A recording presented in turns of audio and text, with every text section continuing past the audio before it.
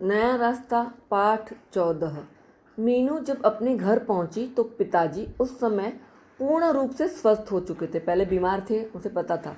अब जब वो पहुंची इस बार एग्जाम्स के बाद तो पूरी तरह से ठीक हो चुके हैं। अब अपने काम पर ही जाने लगे थे। पिताजी को स्वस्थ देखकर, ठीक देखकर, हेल्दी देखकर उसको बहुत अच्छा लगा। माँ ने तो मीनू को अपने सीने से लगा दिया, उसे गले लगा दिया। आशा और रोहित भी खुशी से झूम उठे। दीदी दीदी कहकर उन्होंने अपनी सारी इकट्ठी हुई की हुई बातें मीनू को बता दी। मीनू भी प्रसन्नतापूर्वक खुशी खुशी उनकी बातें सुनती रही। तभी माँ को ध्यान आया कि मीनू से उसकी परीक्षा के बारे में तो कुछ पूछा ही नहीं। वह मीनू के पास आई और बोली, मीनू बेटे, तुम्हारे पेपर कैसे हुए हैं? तुमसे मिलने की खुशी में यह पूछना तो भूल ही गई थी। माँ, मेरे पेपर अच्छे हो गए और बाकी परीक्षा फल से ज्ञात होगा। मतलब एग्जाम्स तो अच्छे हो गए, अभी रिजल्ट आएगा तो पता चलेगा। ठीक है बेटा, अच्छा है।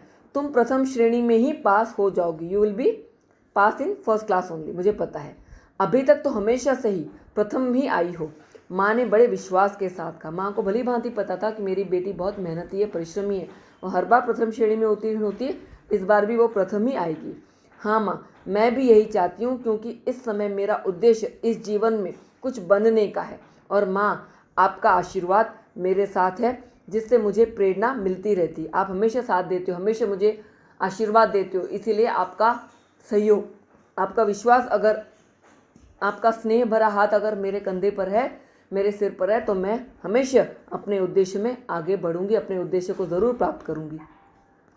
हाँ मीनू, हर माता पिता का आशीर्वाद अपने बच्चों के साथ रहता है, पर बच्चों की अपनी लगन और परिश्रम भी उनके लिए सफलता का मार्ग प्रशस्त करने में, मतलब आगे बढ़ने में, पक्का करने में। प्रशस्त यानी कि पक्का करना।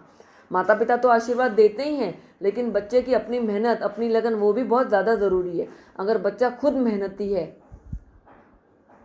लग्नशील है, वह खुद अपनी राह पर, सफलता की राह पर पैर रखता है, तभी वह सफल हो पाता है। सफलता का मार्ग प्रशस्त करने में सहायक यानी कि हेल्पफुल होते हैं। यह कहकर माँ बाहर चली गई। अगले दिन मीनू अपने कमरे में बैठी एक साप्ताहिक पत्रिका, वीकली मैगजीन पढ़ रही थी कि पिताजी ने कमरे में प्रवेश किया।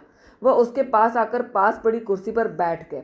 उन्होंने मीनू से कहा, मीनू बेटी, परसों तुम्हारी बुआ जी का पत्र आया है। उन्होंने इसमें एक लड़के के विषय में बताया। अभी एक रिश्ता भेजा है बुआ जी ने दिल्ली से। वह दिल्ली में इंजीनियर है, 3,000 रुपये महीना पा रहा है। यदि तुम कहो तो। अभी पिताजी चाह रहे हैं कि मीनू पढ़ रही है, लेकिन बुआ जी ने अच्छा रिश्ता भेजा है, अच्छा लड़का, इंजीनियर है। ऐसे कह के पिताजी शादी के रिश्ते की बात करना चाह रहे हैं मीनू से। पिताजी अभी वाक्य पूरा भी न कर पाए थे। मोस्ट इंपॉर्टेंट अवतरण पूछा जाता है कि मीनू बोल पड़ी। पिताजी कौन सा वाक्य पूरा नहीं कर पाए थे? तो इसके पहले जो मैंने समझा है वो, पिताजी, मैंने आपसे पहले भी कहा था कि मैं अभी अपनी पढ़ाई बीच में ही छोड़कर शादी नहीं करूंगी। बेटी, यह तो बात ठीक है, परंतु लड़का बहुत अच्छा है। ऐसे लड़के रोज रोज कहाँ मिलते हैं? सच अ गुड लड़का है, इसका अच्छा रिश्ता है। ऐसे लड़के बार बार नहीं मिलते। इंजीनियर है, पढ़ा लिखा है, अच्छी तनख्वाह है, ऐसे लड़के बार बार नहीं मिलते। तो तू मान जा, यदि लड़का बहुत अच्छा है तो आशा के लिए बात चला दीजिए। अभी मीनू बोलती, मैं पढ़ाई बीच में छोड़कर शादी नहीं करूंगी, आशा की आप बात चला लीजिए।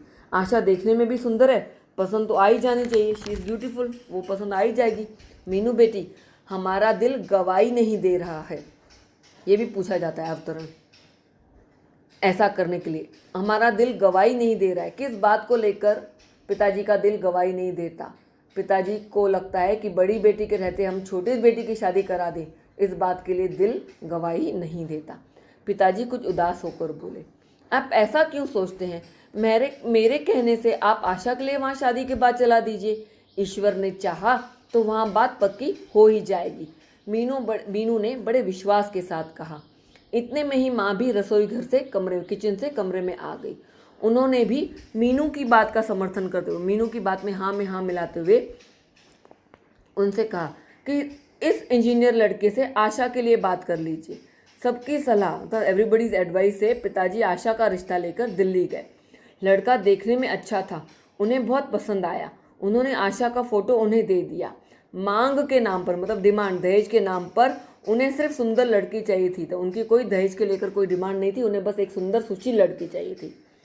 आशा को दिखाने की तिथि निश्चित की गई, मतलब आशा को दिखाने की मतलब कि वो लोग आशा को देखने आए शादी के रिश्ते के लिए, इसलिए डेट भी तय हो गई। आशा देखने में सुंदर तो थी ही, साड़ी पहनकर जब उसने छोटी सी बिंदी अपने माथे पर सजाई तो उसका रूप और अधिक निखर आया। आशा को देखने के लिए कौन कौन आया था ये पूछा जाएगा। आशा का रिश्ता किसने भेजा था? आशा का रिश्ता बुआ जी ने भेजा था दिल्ली से। आशा को देखने इंजीनियर आलोक, उसकी मम्मी पापा व उसकी बड़ी भाभी आए थे। आशा जब उन लोगों के पास पहुंची तो उस समय आशा ही चमक रही थी, यानी कि आशा वॉज लुकिंग रियली ब्यूटीफुल। और सब लोग उसे जो देखने आए थे साधारण रंग रूप के थे, मतलब they were very simple average looking के थे, लेकिन उसके सामने आशा बहुत ब्यूटीफुल दिख रही थी। इसीलिए उसे नापसंद करने का, मतलब आशा उन्हें पसंद ना आए ऐसी तो बात थी ही नहीं, इसलिए उसे नापसंद करने का तो कोई प्रश्न ही नहीं था। आशा का रिश्ता पक्का हो गया, उसकी शादी फिक्स हो गई। लड़के वालों को यह बात बता दी गई थी कि इसकी बड़ी बहन की अभी शादी नहीं हुई है, क्योंकि वह अभी वकालत पढ़ रही है। मोस्ट इम्पॉर्टेंट अवतरण पूछा जाता है कि लड़के वालों को यह बात क्यों बताई गई थी कि आशा की बड़ी बहन की अभी शादी नहीं हुई है। विवाह के संबंध में हर बात का स्पष्टीकरण होना क्यों आवश्यक है, ये प्रश्न पूछा जाता है। विवाह के संबंधों में एक दूसरे से कुछ भी छुपाना नहीं चाहिए, क्योंकि आगे चलकर सच्चाई जानकर संबंधों में गलतफहमियां पैदा होती हैं। इसीलिए, और वैसे भी मीनू अभी वकालत की पढ़ाई कर रही थी, उसका अपना एक लक्ष्य था, वो पढ़ाई बीच में नहीं छोड़ सकती थी। इसीलिए आशा के ससुराल वालों को, आशा के घर वालों को बता दिया गया था कि मीनू वकालत की पढ़ाई कर रही है, ताकि आगे चलकर वे ना मीनू के चरित्र पर सवाल उठाएं ना आशा के। कभी कभी ऐसे लड़के वालों को लग जाता है कि कहीं ना कहीं लड़की में ज़रूर खोट होगी इसलिए उसकी शादी नहीं हुई है, या इस लड़की में खोट है इसलिए इसकी जल्दी करा रहे हैं। तो ये सारी गलतफहमियां पैदा ना हो, इसीलिए उन्होंने, मीनू के घर वालों ने आशा के ससुराल वालों को ये सारी बातें बता दी थी, क्योंकि वह पढ़ाई कर रही थी जिसमें अभी 2 वर्ष पढ़ाई पूरी होने में अभी 2 साल बाकी थे, और आगे चलकर कुछ गलत ना हो, कुछ गलतफहमी पैदा ना हो। इसीलिए संबंधों को जब जोड़ते हैं तो उनका स्पष्टीकरण होना सभी बातों का अत्यंत आवश्यक है।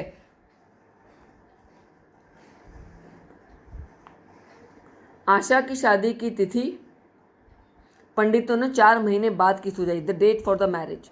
अब घर में सब उसकी तैयारियों में लग गए। रविवार का दिन था। मीनू टेलीविजन पर कार्यक्रम देख रही थी। She was watching a programme.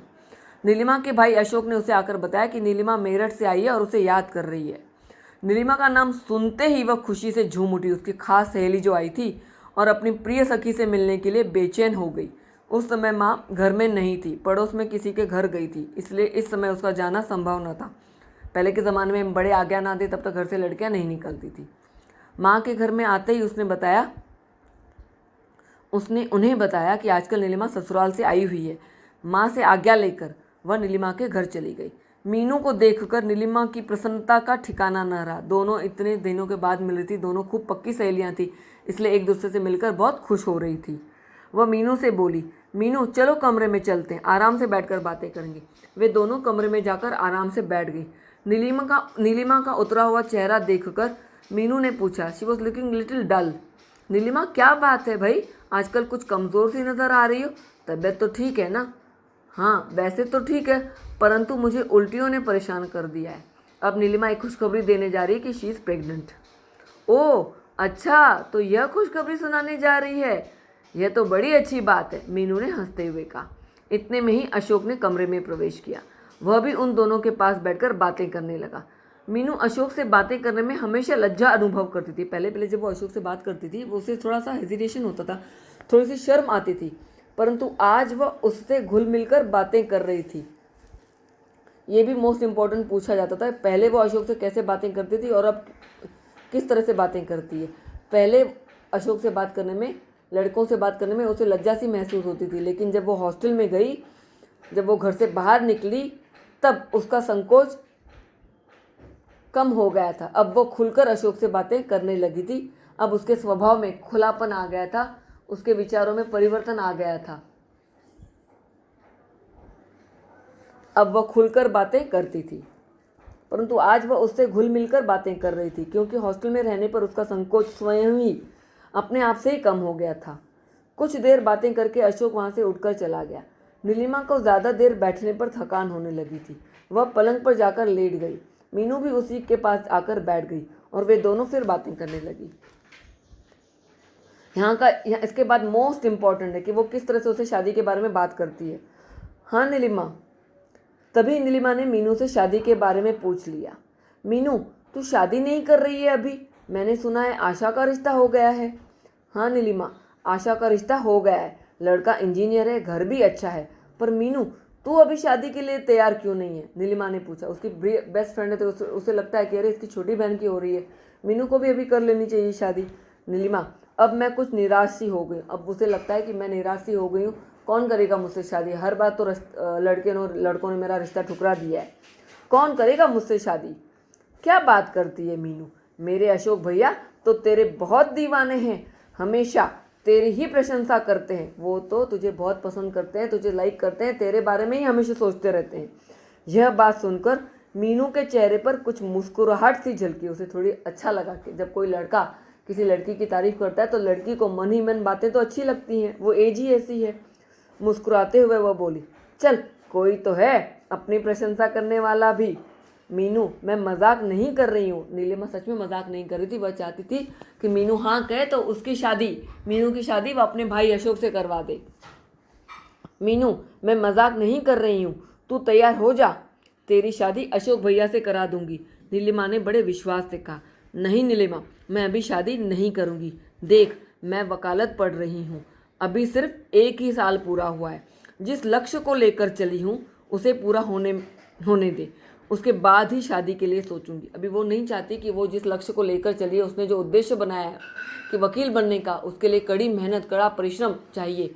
अगर बीच में से शादी अभी कर ली और पढ़ाई बाद में भी की, लेकिन वो वैसे पढ़ाई नहीं हो पाती, इसीलिए शादी अभी वो नहीं करना चाहती।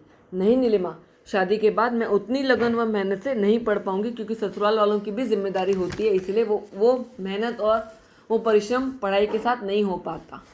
आज नीलिमा ने सोचा था कि मीनू को किसी तरह शादी के लिए तैयार कर ही लेगी। उसने सोचा कि मैं किसी तरह इसको मना लूँगी कि मेरे भाई से शादी कर ले। पर मीनू भी अपने ज़िद पर अड़ी थी। मीनू भी कुछ बनना चाहती थी। उसने अपने जीवन में एक उद्देश्य बनाया था जिसे हासिल करने के लिए वो सब कुछ छोड़ सकती थी, लेकिन वो पढ़ लिख कर एक वकील बनना चाहती थी। परंतु मीनू के हठ यानी कि ज़िद के सामने उसकी एक न चली। कुछ देर तक दोनों बैठी इधर उधर की बातें करती रही। थोड़ी देर बाद मीनू अपने घर आ गई। नीलिमा के ये शब्द कि अशोक भैया तो तेरे बहुत दीवाने हैं और हमेशा तेरी ही प्रशंसा करते हैं, बार बार मीनू को हृदय के तार झंकृत कर देते। मतलब उसे बड़ी खुशी हो रही थी कि कोई तो है, कोई लड़का है जो उसे पसंद करता है। हर लड़की को अच्छा लगता है कि कोई लड़का उसकी तारीफ करे, और आज उसे लगा कि सच में कोई है जो उसकी प्रशंसा करता है।